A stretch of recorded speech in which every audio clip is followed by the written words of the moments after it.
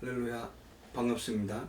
오늘 저는 변화의 통로 예배라는 제목으로 주님께서 우리에게 주신 영적인 사이트를 증가하고자 합니다. 사랑하는 성도 여러분, 오늘은 2026 오순절 후 7번째 주일입니다. 지금 여러분은 인생이 무엇이라고 생각하십니까? 사람들은 흔히 말합니다. 인생은 빈손으로 왔다가 빈손으로 간다. 그러나 믿음의 눈으로 보면 인생은 결코 빈손으로 시작되지 않습니다.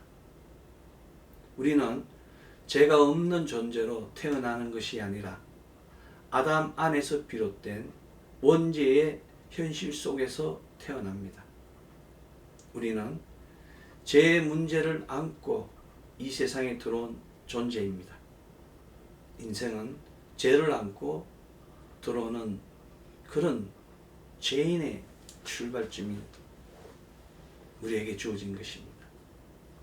그리고 인생의 마지막에는 두 갈래 길이 있습니다.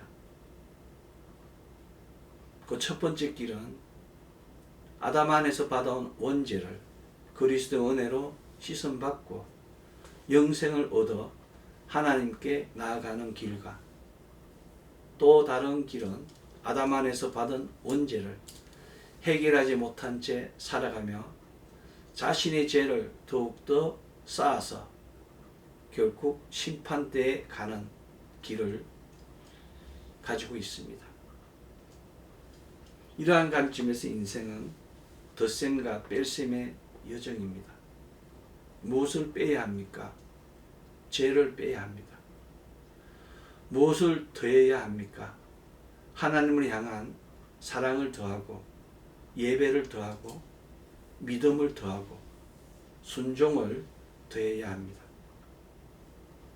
날마다 그리스도를 닮아가는 생명의 열매를 맺히게 하는 거룩한 삶이 되어야 합니다. 놀라운 것은 예수 그리스도를 믿는 우리 모두는 이미 가장 큰 뺄셈을 경험한 사람들이라는 사실입니다. 우리는 예수 그리스도를 믿는 순간 그 모든 원죄가 탕감되었습니다. 오늘 이사야 선지자는 하나님의 이 놀라운 표징을 선포하고 있습니다. 오늘 구약 성서 본문 이사야 1장 18절 오라 우리가 서로 변론하자 너희 죄가 주홍 같을지라도 눈과 같이 희어질 것이요 진홍같이 붉을지라도 양털같이 희게 되리라. 그렇습니다. 주홍빛같이 짙었던 우리의 죄를 하나님께서 친히 씻어주셨습니다. 사람의 노력으로는 결코 지울 수 없던 죄를 하나님께서 눈보다 희게 하셨습니다. 사랑의 사도 또한 동일한 복음을 전가하고 있습니다. 요한 1서 1장 7절에서 그 아들 예수의 피가 우리를 모든 죄에서 깨끗하게 하실 것이요 라고 전가했습니다. 우리의 죄를 깨끗하게 하는 능력은 선행도 공로도 아닙니다. 오직 십자가에서 흘리신 예수 그리스도의 보배로운 피 보혈뿐입니다. 그러므로 우리는 더 이상 죄의 짐을 지고 살아가는 사람이 아닙니다. 보혈의 은혜로 제사함을 받은 하나님의 자녀입니다. 이제 우리의 남은 인생은 죄를 더하는 삶이 아니라 사랑을 더하는 삶이어야 됩니다. 원망보다는 감사를 더하고 미움보다는 용서를 더하고 욕심보다는 나눔을 더하고 세상의 욕망보다는 하나님을 향한 예배를 더하여야 합니다. 죄는 이미 갈보리 십자가에서 도말되었습니다. 이제 우리의 삶에는 그리스도의 그 놀라운 은혜와 사랑과 위로와 성령의 열매가 날마다 더해져야 합니다. 그것이 하나님께서 기뻐하시는 참된 덧셈의 인생이며 영생을 향하여 걸어가는 복된 믿음의 길입니다. 우리는 이제 예수 그리스도의 보혈로 새로운 존재가 되었습니다. 십자가에서 피 흘리신 하나님의 아들 예수 그리스도의 피로 말미암아 우리의 주홍 같은 죄는 눈과 같이 희어졌고 진홍같이 붉었던 죄는 양털같이 희게 되었습니다. 이것은 우리의 노력이 아니라 우리의 의로움이 아니라 오직 하나님의 은혜로 이루어진 구원의 선물입니다. 그러나 여기서 끝이 아닙니다. 죄가 씻어진 후 우리는 해야 할 것이 있습니다. 그것은 깨끗하게 된 우리의 영을 하나님의 성품으로 채우는 것입니다. 무엇으로 채워야 합니까? 사랑으로 채워야 합니다. 사랑의 사도 요한은 하나님은 사랑이시라고 요한일서 4장 16절에서 증거했습니다. 하나님의 본질이 사랑이시라면 하나님의 자녀인 우리의 영도 사랑의 성품을 품어야 합니다. 죄는 보혈로 도말되지만 우리의 영은 날마다 하나님의 본질인 사랑으로 충만하여야 합니다. 사랑은 단순한 감정이 아닙니다. 사랑은 하나님의 본성이며 하나님 나라를 움직이는 생명의 법입니다. 사람은 무엇을 품느냐에 따라서 그 존재가 결정됩니다. 고귀한 것을 품으면 고귀한 사랑이 되고 거룩한 것을 품으면 거룩한 사람이 됩니다. 마치 쓰레기를 담으면 쓰레기통이 되고 꽃을 담으면 꽃병이 됨과 같이 우리는 하나님의 사랑을 품고 하나님의 사람으로 살아가야 합니다. 하나님의 사랑이 우리 안에 거할 때 비로소 우리는 함께 연합할 수 있으며 또 함께 품어줄 수 있으며 함께 나눌 수 있으며 영원한 생명의 기쁨을 누리며 살아갈 수 있습니다. 그렇다면 사랑이란 무엇이겠습니까? 사랑은 어떤 존재를 자신의 생명처럼 귀하게 여기고 끝까지 품어주는 마음입니다. 하나님께서는 바로 그 사랑으로 우리를 사랑하셨습니다. 포기하지 않고 우리 영혼을 천하보다도 귀하게 여기시고 독생자 예수 그리스도를 이 땅에 보내셨습니다. 십자가에서 그 생명을 내어주심을 통하여 우리를 죄와 사망의 권세로부터 자유하게 하셨습니다. 이보다 더 큰 사랑은 세상에 없습니다. 이 놀라운 사랑을 받은 우리는 이제 우리의 가치를 스스로 각성해야 됩니다. 각성하고 자신을 돌아봐야 됩니다. 과연 나는 하나님을 얼마나 사랑하고 있는가? 나는 세상의 어떤 것보다 하나님을 더 귀하게 여기고 있는가? 하나님을 향한 사랑, 이 사랑이 바로 믿음의 출발이며 신앙의 본질입니다. 사랑의 사도 요한은 분명하게 증거합니다. 사랑하지 않는 사람은 하나님을 알지 못하는 사람이다.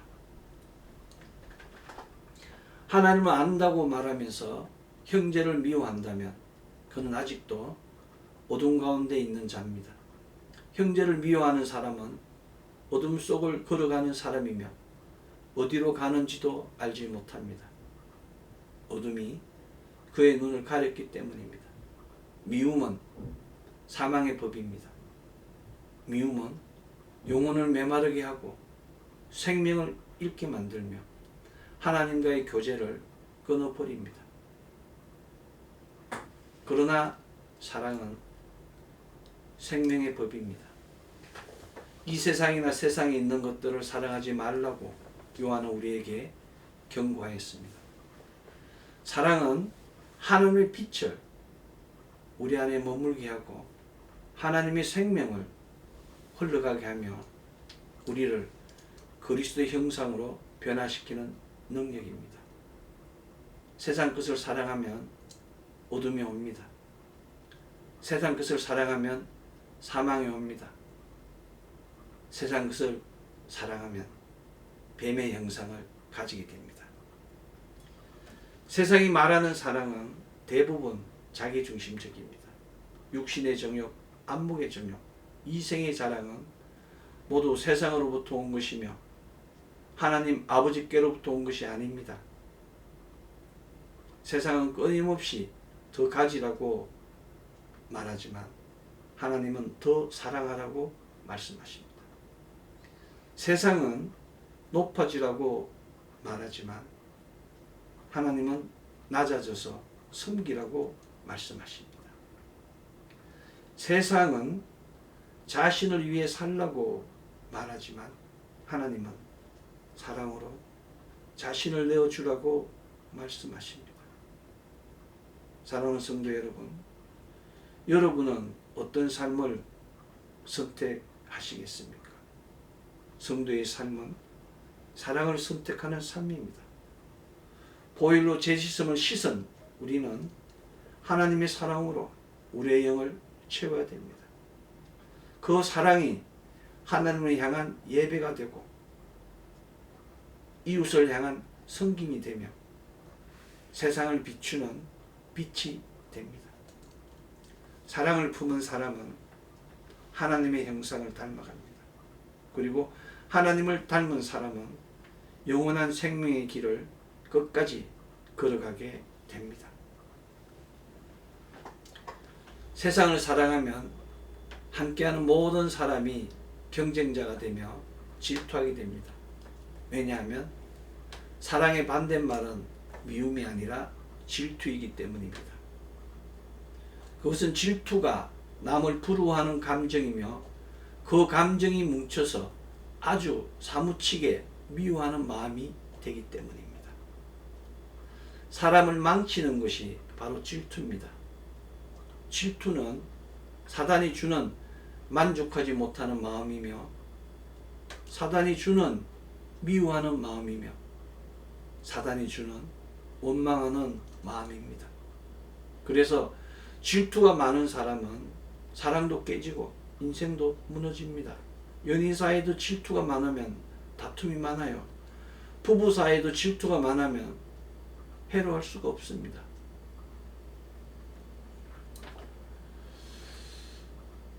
천하보다도 귀한 영혼에 사탄 마귀가 질투를 넣었습니다. 그래서 서로 미워하고 죽이게 만들고자 노력하고 있습니다. 우는 사자와 같이 빈틈을 노리고 있습니다. 가인과 아벨을 보십시오. 가인이 아벨을 질투해서 들에서 아벨을 돌로 쳐 죽이지 않았습니까? 야곱의 아들 요셉의 형제들이 질투해서 요셉을 노예로 팔지 않았습니까? 사울과 다윗을 보십시오. 사울이 다윗을 질투하여서 얼마나 죽이고자 노력하였습니까? 그 결과 사울 자신뿐만 아니라 자식까지 저주를 받는 심판을 받았습니다. 한나와 버닌나를 보십시오. 한나가 버닌나를 질투하여 눈물 가운데 보내지 않았습니까? 미움은 스스로를 자멸하게 하며 사랑은 상대방을 위하여 헌신하게 합니다. 사랑이 없는 자는 일하기도 싫어합니다. 가족을 사랑하지 않는 가장은 일을 하지 않고 매일 게임만 하고 아내와 자식을 괴롭힙니다. 이것이 바로 사랑이 없는 자의 본성입니다. 사랑이 없는 자는 언제나 자기 것이 아닌 남의 밥그릇을 빼앗아 먹습니다. 우리가 인생을 살아가면서 사랑하지는 못하더라도 해는 끼치지 말아야 합니다. 그래서 가족이 왼수라는 말이 있습니다. 남편이 왼수고 아내가 왼수고 자녀가 왼수고 그런 말들이 비일비재하게 드러나는 것입니다. 사랑이 없는 자는 처음 만나는 순간부터 해를 끼치며 헤어지는 순간에는 반드시 칼을 꽂고 떠나갑니다.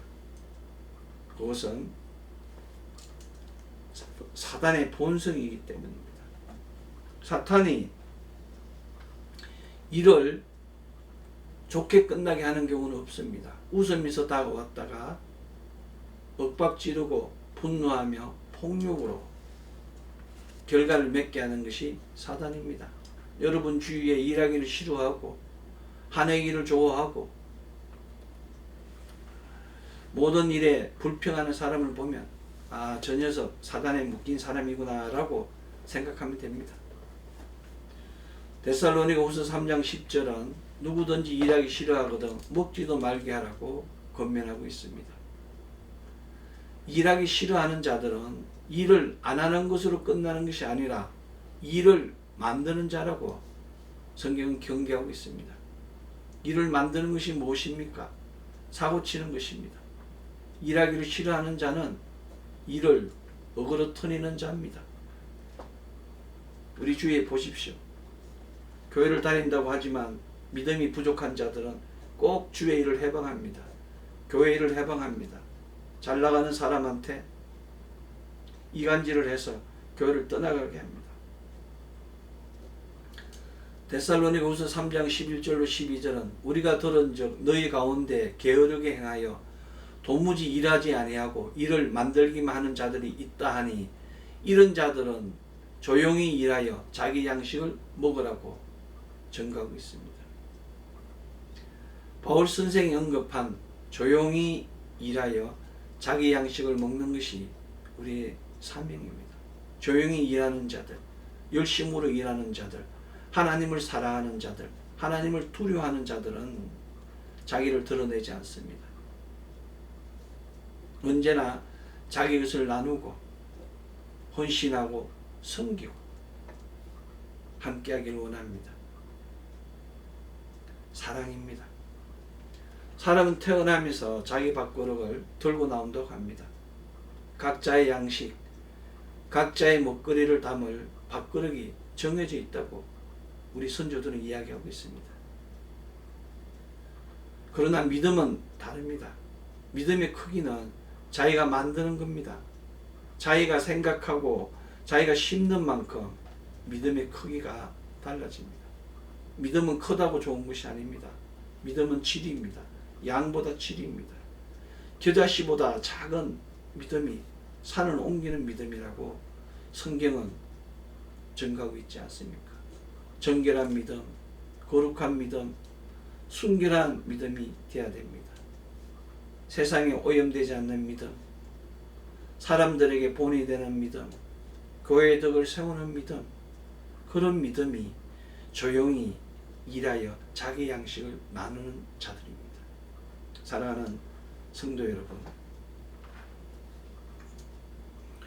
이 믿음의 질을 높이는 것이 사랑이라는 것을 기억하십시오. 하나님의 본성인 사랑이 있으면 예배도, 나눔도, 헌신도, 섬김도 배가 되는 것입니다. 그래서 사랑이 많은 자가 하나님 향기를, 그리스도의 향기를, 그리스도 흔적을 나타내게 되는 것입니다. 그런 자들은 세상의 양식을 먹지 않습니다. 사람들의 말을, 사람들의 그 달콤한 말들에 귀 기울이지 않습니다. 흔들리지 않습니다. 그들은 오직 생명의 말씀을 양식으로 삼습니다. 그들은 인생길이 공고하고 어두울지라도 주님이 길이 되는 것이며 주의 말씀이 보호가 되어서 항상 형통하고 평강을 누리게 되는 것입니다.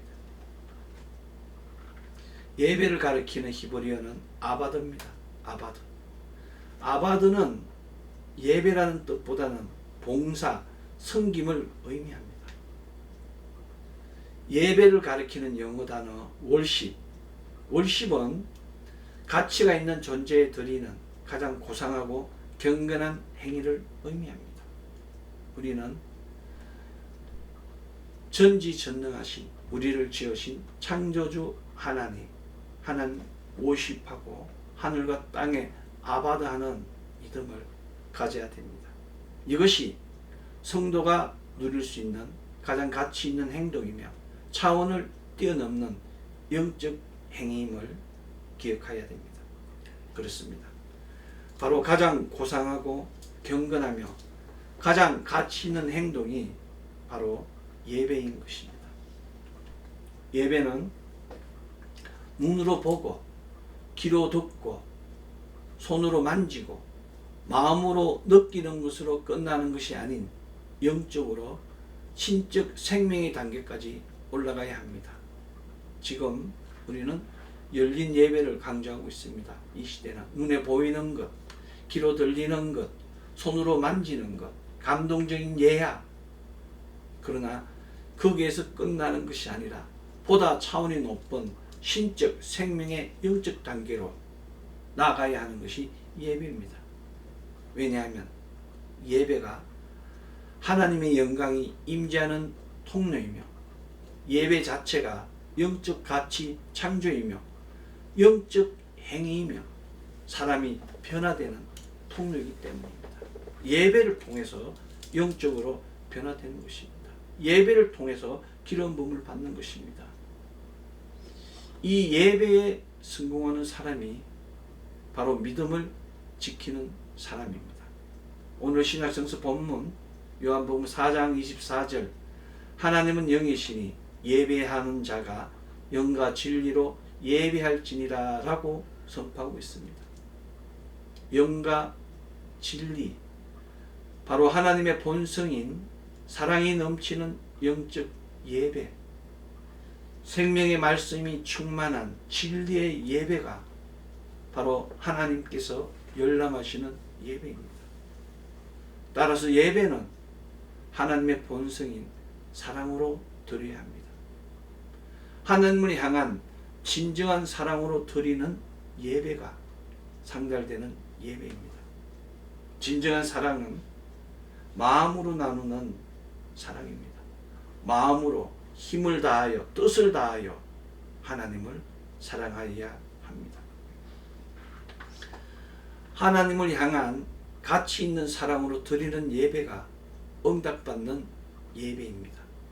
가치 있는 사랑은 오직 한 사람에 대한 사랑입니다. 이 사람도 사랑하고 저 사람도 사랑하고 멀리 있는 사람도 사랑하고 가까이 있는 사람도 사랑하는 것이 아니라 오직 하나님만 사랑하는 그 사랑이 바로 참된 사랑입니다. 믿음의 사람은 오직 예수 그리스도 한 사람만 사랑해야 합니다. 하나님을 향한 헌신적 사랑으로 드리는 예배가 축복받는 예배입니다. 헌신적 사랑이라는 것은 대가를 바라지 않고 대가를 받을 생각 없이 드리는 사랑입니다. 주님에 대한 봉사, 섬김, 기쁨의 보상을 바라고 대가를 바라면 안 됩니다. 그저 주님 한 분만으로 감사하는 헌신적 사랑이 바로 축복의 통로, 변화되는 통로입니다. 사랑하는 성도 여러분, 하나님을 향한 소중한 사랑으로 드리는 예배가 생명이 넘치는 예배입니다. 소중한 사랑은 영원히 간직하고 영원히 기억하는 그런 사랑입니다. 갓 길로 왔다 갔다 하는 사랑이 아니라 오직 주님과의 첫사랑을 소중히 영원히 기억하며 이어가는 그런 사랑이 바로 소중한 사랑입니다. 그 사랑을 드릴 때 그 예배는 생명이 넘치게 됩니다. 진정한 사랑, 가치 있는 사랑, 헌신적인 사랑, 소중한 사랑은 행복한 사랑이며 뿌듯한 사랑입니다. 행복한 사랑은 마음의 일치에 의하여 나누는 사랑입니다. 뿌듯한 사랑은 주는 사랑입니다. 사랑의 주님께서 우리를 위하여 기쁨으로 십자가에서 대속하심과 같이 우리도 기쁨으로 목숨까지도 스스럼지 않고 주께 드리는 그런 사랑을 나누어야 합니다. 돈의 인생을 거는 인생, 돈의 목숨을 거는 인생이 아니라 주님과의 사랑에 인생을 걸며 주님과의 사랑에 목숨을 거는 인생이 되어야 합니다. 우리 모두는 참된 사랑으로 드리는 참된 예배에 목숨을 거는 인생이 되어야 됩니다. 우리의 삶이 아무리 황폐하고 공고하고 비천에 처할지라도 예배를 통하여 하나님을 만나면 문제가 풀리고 열리고 해결됩니다. 인생은 힘이 있다고 성공하는 것도 아니고 언제 무너질지도 모르는 권력이 성공하게 하는 것도 아닙니다. 인생은 종이 쪼가지에 불과한 돈이 많다고 성공하는 것도 아닙니다. 인생에 성공한 사람들의 공통점은 모두가 예배에 성공한 사람이라는 점입니다. 예배에 성공할 때 이 땅에서 참된 자유함을 누릴 수 있습니다. 참된 자유함은 묶이지 않는 자유함입니다. 혼적으로 육적으로 묶이지 않는 그런 자유함을 가지고 하나님께 나아가야 합니다. 혼적으로 육적으로 묶이지 않는다는 것은 돈에 묶이지 않으며 사람에 묶이지 않으며 환경에 묶이지 않으며 서로 문제가 있을지라도 수고하고 짐진 자들아 다 내게로 오라 내가 너희를 쉬게 하리라는 말씀과 같이 주님 안에서 무거운 짐들을 내려놓고 참된 쉼을 누리는 그런 자유를 가리킵니다. 이것은 영적으로 진리를 알지니 진리가 너희를 자유롭게 하리라의 말씀과 같이 진리 안에서 참된 자유를 누림을 가리킵니다. 예배는 생명의 부여 통로입니다. 예배는 죽은 껍질을 깨고 새 생명이 잉태하게 하는 새 생명의 현장입니다. 예배는 혼적 존재를 영적 존재로 변화하게 합니다. 혼적 존재, 죄와 사망의 법 안에 있는 자들, 그런 예배를 통해서 생명과 성령의 법, 영적 존재로 거듭나야 합니다. 대선지자 이사야는 예배를 드림에도 변하지 않는 자들에게 너희가 내 앞에 보이러 오나 내 마당만 밟을 뿐이니라고 이사야 1장 12절에서 증거하며 성전 마당만 밟는 신앙에 대하여 경고합니다. 주일 오전 예배 1시간 보고 믿음의 결산을 바라는 자들이 많습니다. 성전 마당만 밟는 신앙, 주일 예배에 참여하는 것으로 신앙의 의무를 다했다고 생각하는 사람들이 많습니다. 그러나 참된 예배는 그렇지 않습니다. 비록 예배에 참석하지 못할지라도 마음으로 하나님을 생각하고 궁구하며 하나님을 간구하는 참된 자들, 하나님 계신 곳, 이스라엘 유대인들은 동쪽을 향하여 늘 기도하고 예배하지 않습니까? 동쪽을 향하여 바라보며 예배하는 자들, 눈물 흘리는 자들, 가슴 치는 자들, 그런 자들을 하나님은 기뻐하십니다. 예배만 드리면 집회에 참여하게 하면 된다고 생각하는 많은 사람들이 있습니다. 이것은 하나님을 우상으로 여기는 것과 같습니다. 이사야 선지자는 이에 대하여 이사야서 1장 13절 헛된 재물을 다시 가져오지 말라. 분향은 내가 가정에 여기는 바요. 월삭과 안식일과 대로 모이는 것도 그러하니 내가 견디지 못하겠노라고 선포하며 행위가 아니라 믿음의 중심을 회복하라고 권면하였습니다. 믿음의 중심, 바로 오늘 신약성서 본문 하나님은 영이시니 예배하는 자가 영과 진리로 예배할지니라의 말씀과 같이 영과 진리로 인도함을 받은 신앙, 그것이 바로 참된 믿음의 중심입니다. 우리가 잘 아는 성전 미문의 안전뱅이는 솔로몬 행각 앞에서 자신의 형편으로 예배를 드리지 못하지만 언제나 성전 예배를 사모하며 앙망하였습니다. 이 간절히 사모하는 마음이 하늘 보좌를 움직이게 하여 40년 동안이나 쓰지 못한 바를 단 한순간과 새 것으로 변화되는 놀라운 표적을 받았습니다. 이때가 바로 응답의 때이며 이 표적이 바로 믿음의 열매입니다. 성전 미문의 안전뱅이와 같이 나는 부족하지만 내 기도는 부족하지만 내가 아는 진리는 부족하지만 하나님께서 하시고자 하시면 그 부족한 모든 것이 채워지고 넘치게 됩니다. 일을 하지 않았는데도 넘치게 얻을 수 있다면 얼마나 감사하겠습니까? 이것이 바로 하나님의 구속사입니다. 하나님의 구속사는 그저 받는 것입니다. 이 구속사를 위하여 참된 사랑으로 참된 예배에 성공하여야 합니다.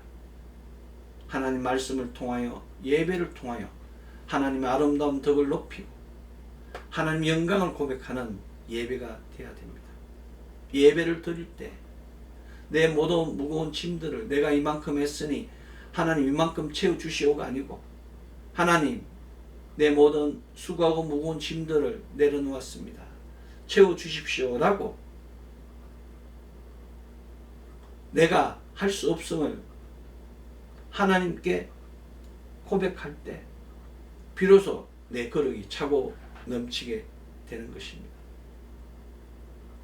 지금 이 시간 참된 사랑으로 참된 예배 드림을 통하여 문제가 풀리고 열리고 해결되며 연약함이 강건함으로 부족함이 풍성함으로 다툼이 평화로 낮음이 높아지는 역사가 차고 넘치기를 소망합니다.